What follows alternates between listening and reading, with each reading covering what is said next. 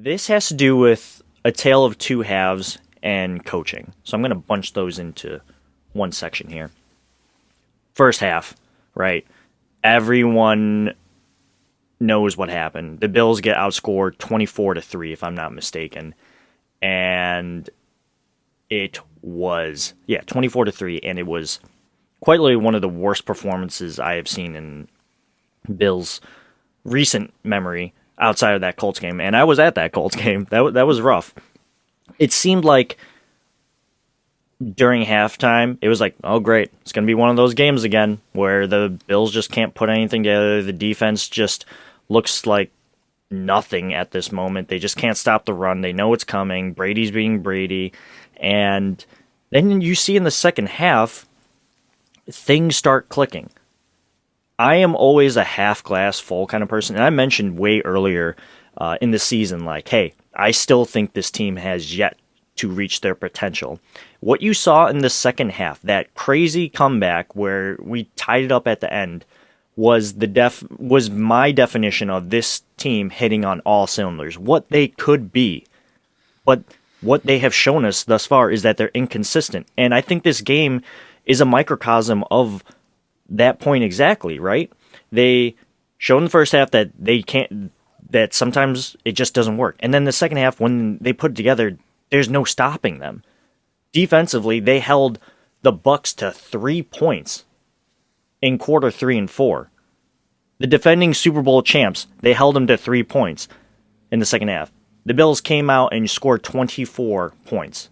17 of those were in the fourth quarter. Amazing. Amazing, not in the fact of the comeback, but just like how drastic those two halves were. And then I got to talk about coaching here. Because I think there's some praise and some head-scratching moments during this game, right? Sean McDermott decides to punt towards midfield. I didn't agree with that. He decides to run a fake punt with an obvious Matt Breida who's not on the punting unit. Like, it's kind of like, hey, the whole defense knows, like, that guy's not supposed to be there, but he's there. I wonder what they're doing. Like, come on. And then the decision to kick a field goal at the end of the game, which, we have the power of hindsight.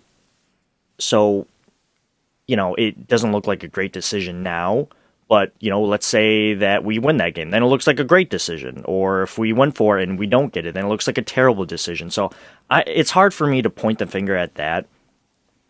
But I guess Sean McDermott at this moment has made some questionable decisions, and it almost looks like he's regressing to his more conservative ways back when he first was a coach, as opposed to last year where he was super aggressive, and a lot of it contributed to Bills' wins. I loved what Sean McDermott was doing, and I feel like this turmoil is making him regress. We talked about Josh Allen regressing. Well, how about Sean McDermott?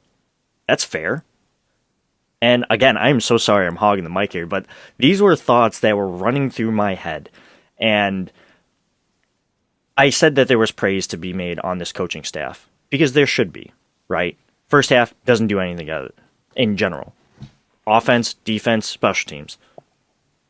Look what happens in the second half. They made adjustments. For a while, I thought this was a team that couldn't make adjustments. They proved me wrong, and I understand it's just one game, but this was really encouraging to see if you're still a half glass full person like me. Because only a contender or playoff team can make those adjustments. Now, ultimately, we fell short. So, does it really matter? I guess not. But you do have to acknowledge that. Yeah, for me, this game, under different circumstances, would have, I guess it still kind of does, but it would leave me with more optimism. If we're able to take that game from New England, this Tampa Bay game is making me feel really optimistic about the rest of the season. It was just like kind of such a must-win situation that all the things that I want to take that are good from this game still kind of feel a little bit empty. But as far as like the halftime adjustments, we haven't really seen much of that this year to really. It seems like we're the ones getting outcoached at halftime in a lot of games. And you kind of talked about Sean McDermott regressing. I've kind of noticed, and I'm not like backing this up with stats or anything, it's just a feeling I have watching the games, that it's like in these big moments where he gets more conservative and like with his back to the wall, he tends to coach more like, coaching not to lose versus not to win. And in this game in particular, I can't help but to think that Titans game was sitting in the back of his head, because that end of the game, you're right knocking on the door, and a game where you were down 21 points on the road against the Super Bowl champs. You've done all this to bring it back, and you're sitting right there to take basically the win. I mean, there would have been 30 seconds or so left on the clock. But when you go for that field goal and kind of reset the table to go into halftime, and now, the run game is back involved, and you're really starting a whole new game. So personally, like you said, the benefit of hindsight is there. But even if you leave the unknown out there, I'm going for it in that situation at the end of the game. The offense was humming. They put together this great drive, and just everything they were able to accomplish. I think there's that little vote of confidence that, you give it to the players, you give them the chance. The big thing I wanted to talk about coaching wise was Brian Dabel, and I know he's catching a lot of heat recently, and I do think there was some good halftime adjustments. But how often we talk about player execution, just towards the tail end of that game, I'm scratching my head a lot with some of the play calling. And the players were able to get it done, but just so many outbreaking routes. We don't see any slants. We don't see. How many times did we see 2nd and 2, 3rd and 2? I believe there was a 4th and 2 that went to Gabe Davis, and he catches the ball, 2 yards behind the sticks, and to even put us in the position to be able to tie that game was just a feat of heroics by Gabe Davis, just willing himself to that first down. I think most players, most team situations, that's the end of the game right there.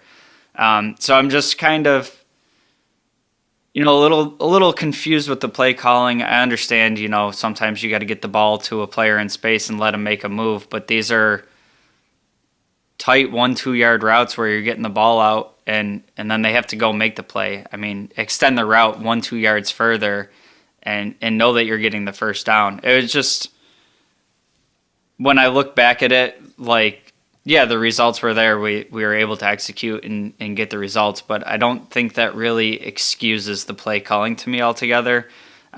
Just because you were able to get that result, I think there was a lot of questionable play calls that kind of are going unnoticed because of the result, I guess. Yeah, and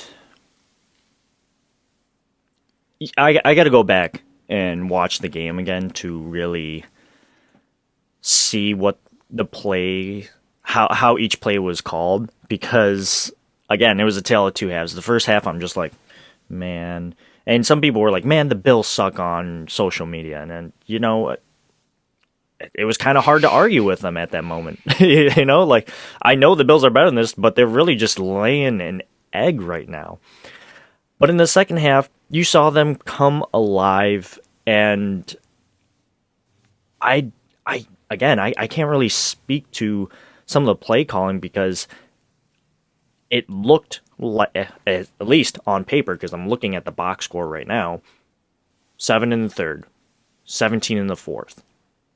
The results were there, but I don't know if better, like, who knows? I personally think there were plays where there was still meat on the bone. And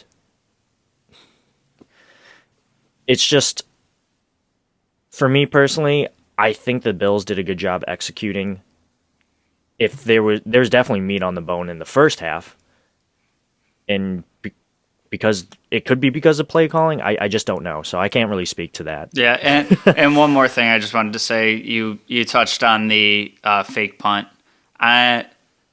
Listen, I'm all for pulling out all the stops, knowing who you're playing and that you're going to need to get a couple extra possessions. If you're going to go for it on 4th and 2, keep the offense on the field. I just don't think we need to get cute in that situation. Not only did it not fool anybody, but you have Josh Allen. He's running all over this team when he has to. He's literally just throwing the whole team on his back. And on 4th and 2, you decide to go for it, and you don't have Brian Moorman back there.